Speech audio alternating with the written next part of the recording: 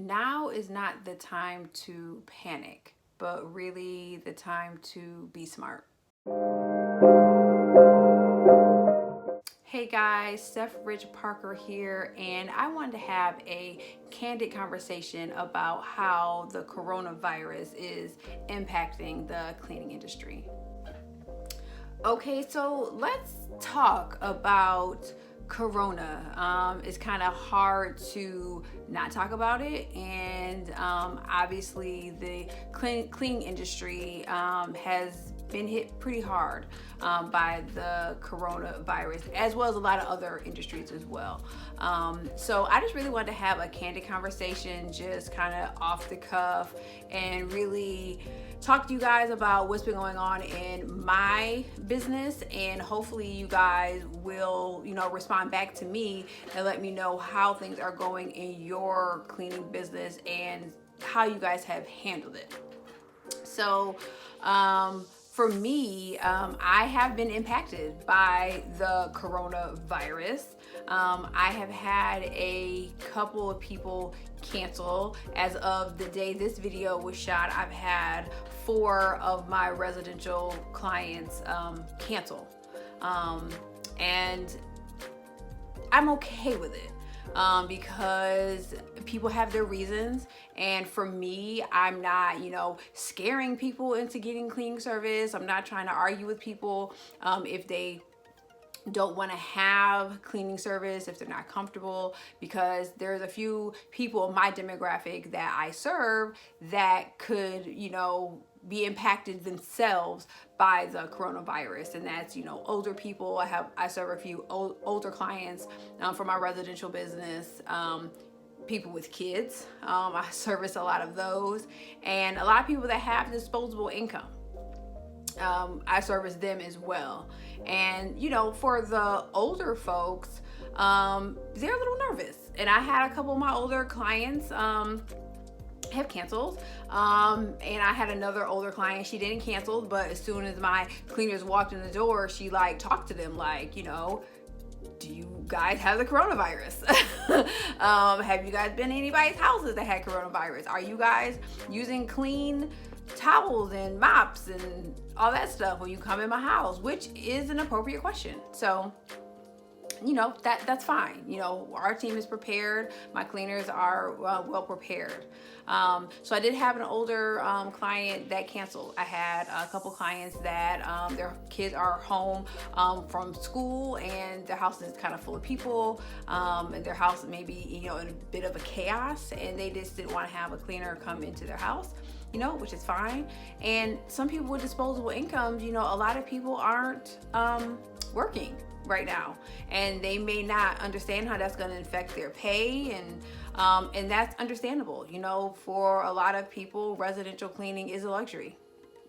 So that's something that I can respect. And for me, when those clients did call and say that they wanted to cancel, I didn't fight them. I just said, hey, do you want us to keep your next booking? Because a lot of them, again, are recurring clients. And they said, yeah, keep our next booking and we'll see how it goes.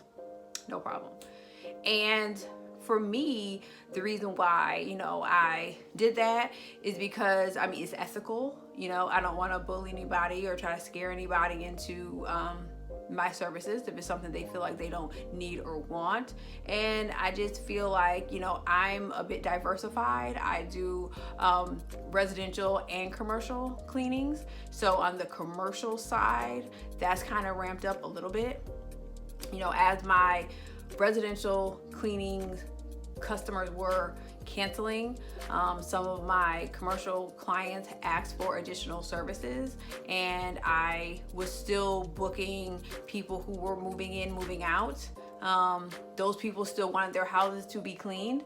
I picked up a few of those clients, and I also went on a walkthrough today with a church who just shut down because of just kind of scares and things like that within their congregation, and they want us to clean their entire church, clean and disinfect it. So it kind of evens out. So for me, I just kind of take it as it is, roll with the punches, and just always do good business. And that's one thing I want to say for everyone that's in this industry, is always do good business. If people want to cancel for whatever reason, let them cancel. And then for people who do need cleaning services because of the coronavirus, don't overcharge. Like when I went on the walkthrough today with the church, I didn't price gouge. I didn't, try to oversell them on anything. I just kind of pointed out what, some services they may need, and they suggested, additional services that, they wanted outside of what I suggested. So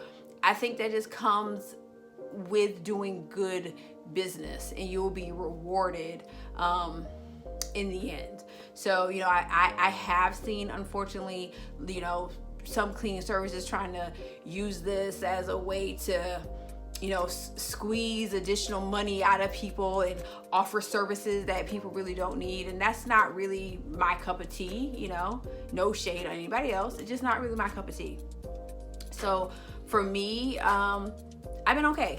I've been okay, thank God. I don't know what the future will hold. My cleaners are still game to clean. They're still using precautions as they always have. And I'm talking more to my residential clients that are still getting their cleaning services done, just kind of letting them know, like, we're taking precautions like we always do. We're making sure we're clean. We're making sure we're not carrying rags and towels and stuff like that from client to client, which we never do, but just kind of reinforcing that. So one thing that I will say for the cleaning industry is you want to make sure you diversify. And I think if anything, the coronavirus has showed us is that you need diversification. You may not just want to sit in residential. You may not. You may not want to target just a certain particular market in residential. I know a lot of cleaning services that were highly focused on Airbnb cleanings. They are struggling right now because Airbnb clients, their people that are staying at their houses, they're canceling. So there's no need to have cleaning services. So you definitely want to make sure you diversify. So for me, like I said, I have commercial clients. I'm really going after those move in and move out cleans. Those people still need to sell their home. Those people still need to get their deposit back. So there's still, a lot of work out there to be had. I'm not planning on shutting down my cleaning service. I know I've read online in a few of the cleaning groups that I'm in that some people are temporarily suspending their cleaning service. And some people are even talking about shutting their cleaning service down because they just don't know how they're gonna financially make it out of this. And I was very, very sorry to hear that. But of course you have to do what works for you in your business. But I think we should really look at the coronavirus and really see from a business perspective on how we may need to restructure or add some have some things in place for our business as like a just in case worst case scenario type of thing. And I'm definitely looking into that as well. Just kind of looking at maybe I say diversification, and even for me, are there any other areas of cleaning that I could step into, right? Just in case something else happened that we couldn't have predicted. So all in all, I'll say, for us in the cleaning business, we really want to be smart.